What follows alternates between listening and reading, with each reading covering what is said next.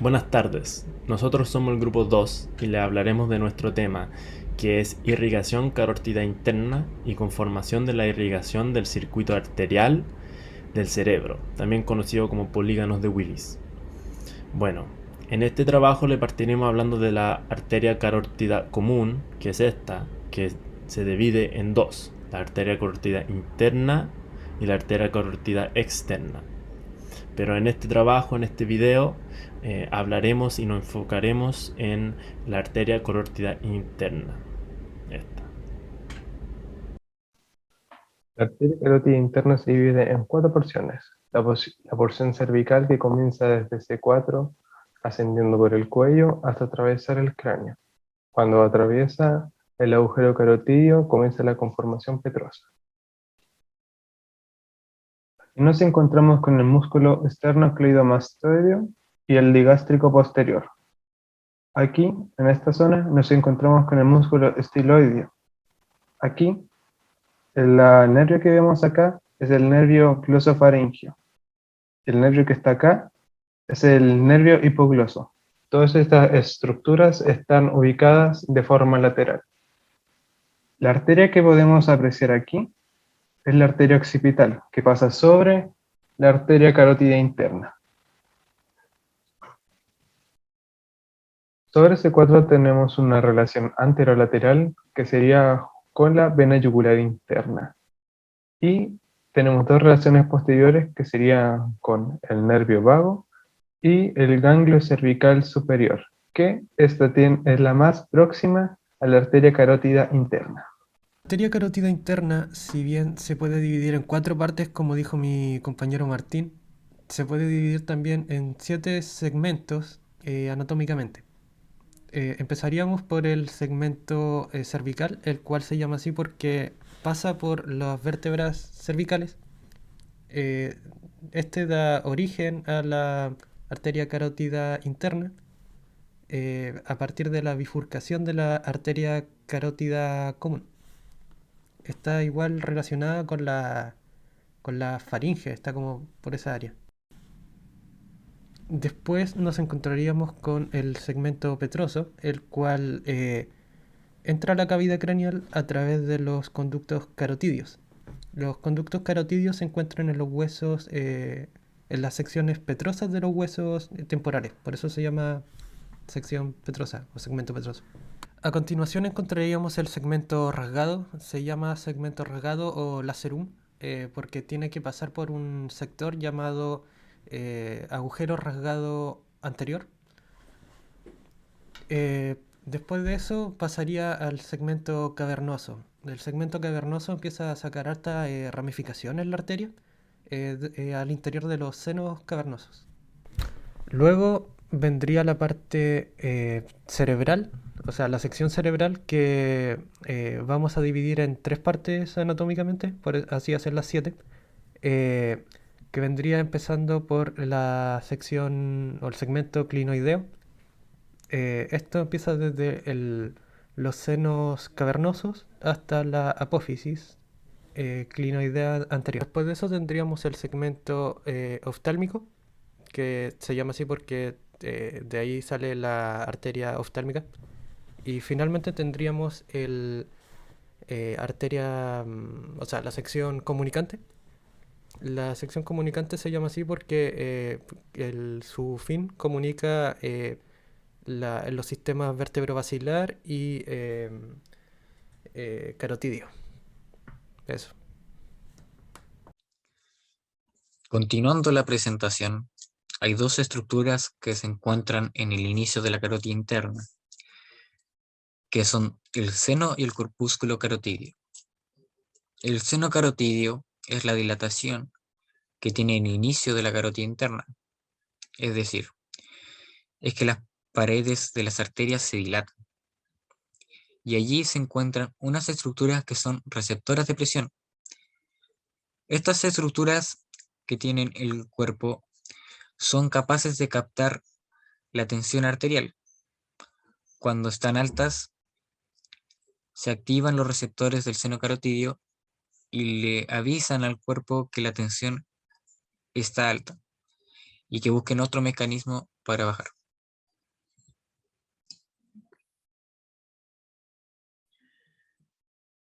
Ahora iniciaré explicando lo que es la conformación. El círculo arterial cerebral o polígono de Willis se encuentra en la fosa interpeduncular en la base del encéfalo.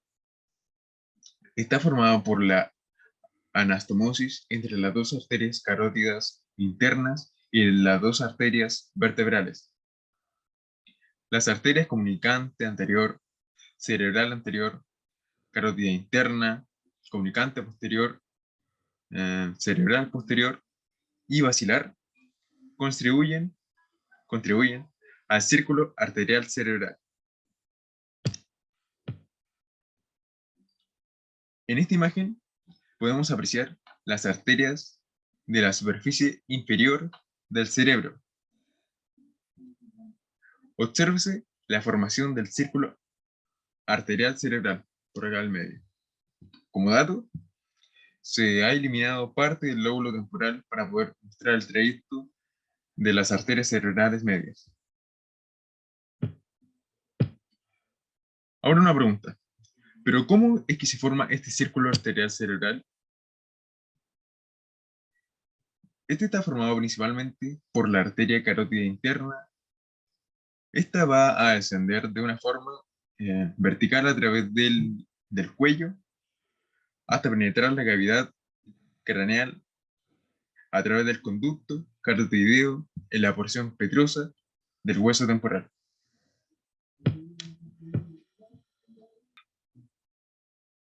Ahora mostrando esta imagen, se logran apreciar las arterias y sus ubicaciones.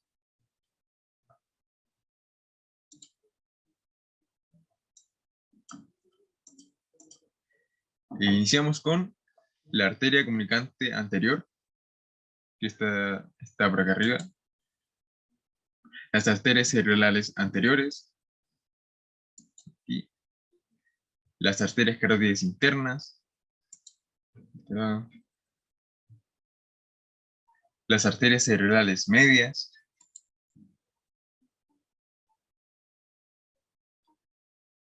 Las arterias comunicantes posteriores.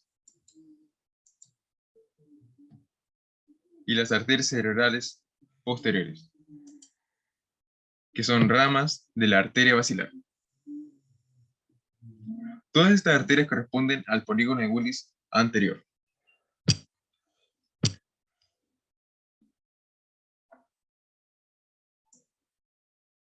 Por otro lado,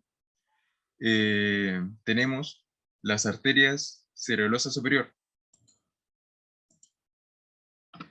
Las arterias pontinas, arteria cerebrosa anteroinferior,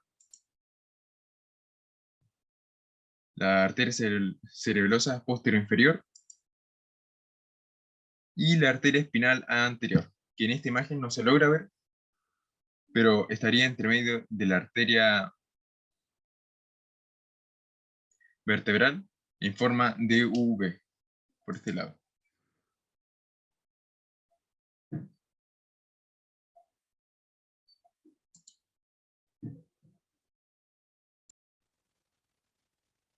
Bueno, como decía mi compañero, la principal función en el círculo arterial cerebral permite que la sangre que penetra tanto por la carótida interna como por las arterias vertebrales se distribuya a cualquier parte de ambos hemisferios cerebrales.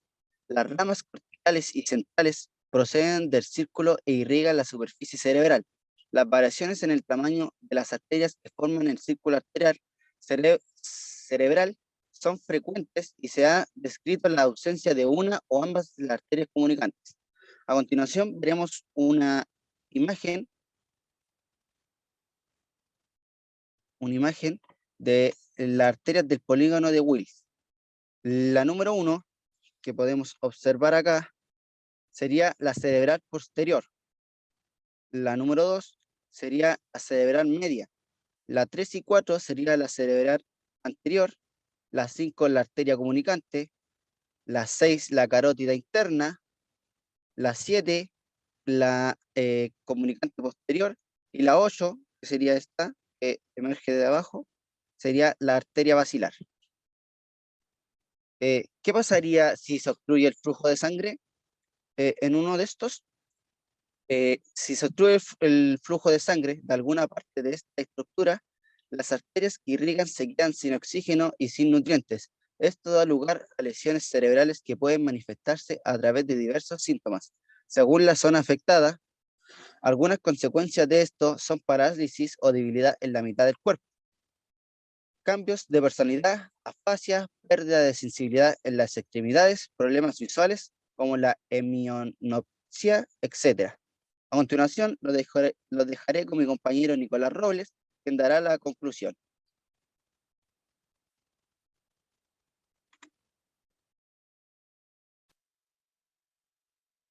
Bueno, para terminar con nuestro trabajo, queremos hacer una mini retroalimentación de lo antes comentado, en donde podemos afirmar que el circuito arterial del cerebro, o también llamado polígono de Willis, es denominado de tal manera debido a la forma hexagonal que las arterias se adecúan, como aquí en esta imagen se puede apreciar. Una de sus funciones principales es la anastomosis, que conforman las arterias que le dan la forma antes nombrada. Una de las arterias más importantes es la carótida interna, que es una rama principal de la arteria carótida común, siendo esta la que le lleva sangre oxigenada a más del 80% del cerebro. Y también podemos afirmar que hay dos tipos de arterias carótidas internas en total, ya sea una en cada lado del cuello. Estas arterias se originan en la bifurcación carotidea y viajan de manera ascendente. Cada arteria carótida interna emite varias ramas y al final se divide en dos ramas terminales llamadas arteria cerebral anterior y media. Y bueno, para concluir con el trabajo, queremos darle las gracias por su atención. Esperemos que le haya gustado y servido a la vez. Muchas gracias.